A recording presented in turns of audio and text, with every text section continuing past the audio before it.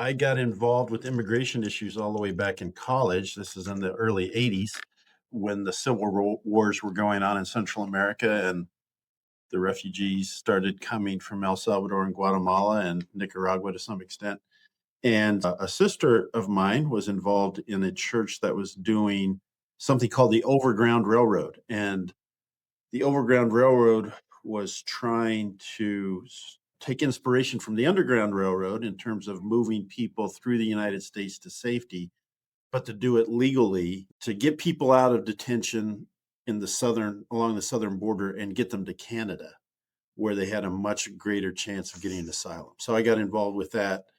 I did a master's degree in Latin American studies, ended up in law school, and and after clerking, went to the Lutheran Immigration and Refugee Service and was representing hundreds of Haitian and Liberian asylum claims.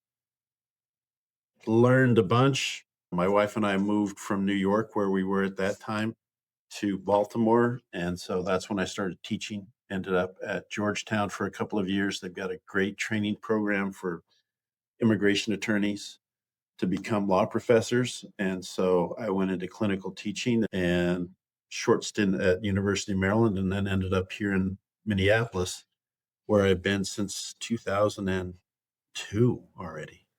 What So makes Minneapolis and Minnesota in general such a hub for immigration? There's a lot of immigration lawyers there, great immigration lawyers, and it's in the news a lot too. What's causing that to happen? You think LA, New York, and Miami? Why Minneapolis?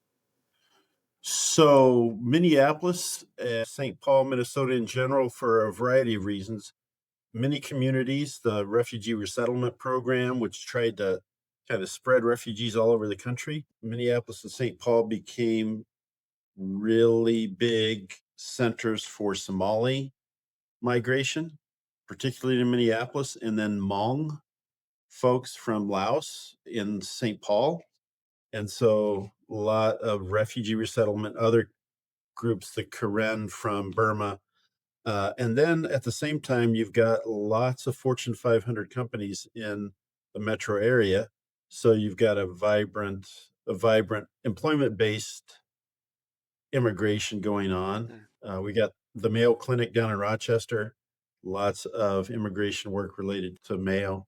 So those are some of the reasons why I see. we've got a great immigration bar.